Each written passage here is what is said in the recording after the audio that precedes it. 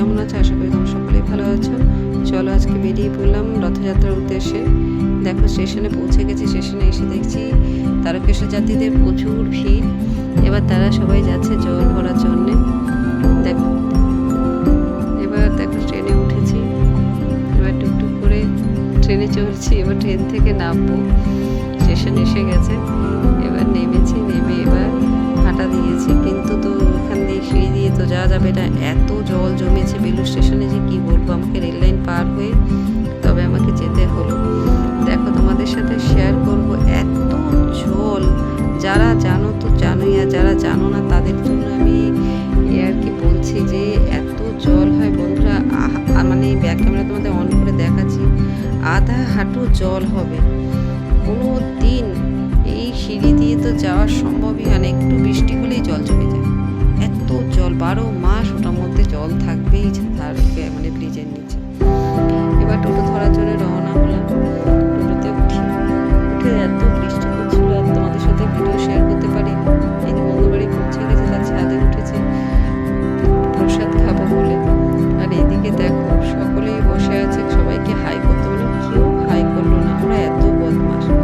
এদিকে দেখো আকাশটা একটু তোমাদের সাথে শেয়ার করলাম, আকাশটা খুব ভালো লাগছে। সবাই প্রসাদ খাওয়ার জন্য ছাদে দাঁড়িয়ে আছে, কারণ প্রসাদ খেতে অনেকেই বসে আছে, তাদের শেষ হবে তবে কি আমরা বসবো খেতে। দেখো আমি একটু ক্যামেরা নিজেই ধরে দেখে নিলাম কেমন লাগছে না, খুব বাজে লাগছিল। চলো এই যে প্রভুর দর্শন করো, জয় জগন্নাথ। সবাই প্রভুকে দর্শন করছে প্রসাদ খাবে বলে, আর প্রভুর আশীর্বাদ নিয়ে নিচ্ছে। চরণামি তো নিল, নিয়ে আমার বান্ধবী মেয়েকে বললো একটু ফোনটা ধরে দে, আমি একটু জগন্নাথ দর্শন করবো। তাই প্রভু জগন্নাথের দর্শন করলাম, আর ঠাকুর মশাইকে প্রতি বছরের মতন একটু দক্ষিণা দিলাম, আর বললাম একটু আশীর্বাদ করুন। তাই আশীর্বাদ করছে, খুব ভালো লাগছে। ক্যামেরাটাকে আমি বললাম যে তুমি এরকম করে ক্যামেরাটা ধরলে বাবু, আর কি করা যাবে, বাচ্চা মানুষ যা ধরেছে তাই অনেক, আমার তো ক্যামেরাম্যান কিছু করার নেই। আবার উল্টিয়ে ধরেছে, সেটাও ভুল করে ধরেছে। যা করছো করো, আমি তার ঠিক করতে পারছি না, ঠিক করতে জানিও না কীভাবে করে, করতে করতে হবে। আমি ফার্স্ট টাইম ব্লগ দিচ্ছি একটু একটু করে। আমার বান্ধবীও চলে আসলো, দেখো ও একটুখানি আশীর্বাদই নিয়ে নিল। এবার সবাই মিলে প্রসাদ খেতে বসে গেছি আমরা। আমি দাঁড়িয়ে একটু সবাইকে বললাম, নাহলে কাউকে দেখা যেত না বসে থাকলে, এই জন্য আমি দাঁড়ালাম, ওদেরকে বসিয়ে বললাম একটু হাই করো, তাই ওরা একটু হাই করে দিচ্ছে। এবার একটু সামনে থেকে তোমাদের খেতে বসে আবার উঠে এসে একটু তোমাদেরকে ভালো করে দর্শন করাবো বলে একটুখানি আবার আসলাম সামনে, যে প্রভুকে একটু ভালো করে তোমরা দর্শন করো। যতটা পেরেছি তোমাদের কাছে নিয়ে ধরার চেষ্টা করেছি আমার প্রভুকে দেখাবার জন্য, ততটুকুই দেখালাম।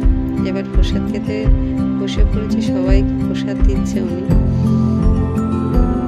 ভালো হয়েছিল জানো তো, প্রসাদ খেতে এত টেস্টি হয়েছিল, অনেক কিছু ছিল প্রসাদে। আমি ওনাকে বললাম দাদা আমাকে একটু অল্পই দিন, আমি বেশি খাই না, আমি অল্প খাই, কারণ প্রসাদ একটুখানি খেলেই পেট ভরে যায়, প্রসাদ তো নষ্ট করা যায় না। কত ভিড় হয়েছে দেখো, আরও লোক বসেছিল, সবাই উঠে গেছে, এক একটা করে বৈঠক হচ্ছে। প্রসাদ দুবেলা করে খাওয়ানো হয়, একদম সোজা রথের থেকে স্টার্ট হয়, উল্টো রথে শেষ হয়, জানো তো। এবার চলো বন্ধুকে বাই করে এবার সবাই চলে যাচ্ছি বাড়ির পথে। তার কারণ সেদিন এত মেঘলা করেছিল, বৃষ্টি হবে কিছু বলার নেই, মানে ভয়েতে ভয়েতে ছিলাম, যদি বৃষ্টি নামে তাহলে তো আরও অবস্থা খারাপ হবে, বা যাবো কী করো, কারণ কোনো টোটো যায় না।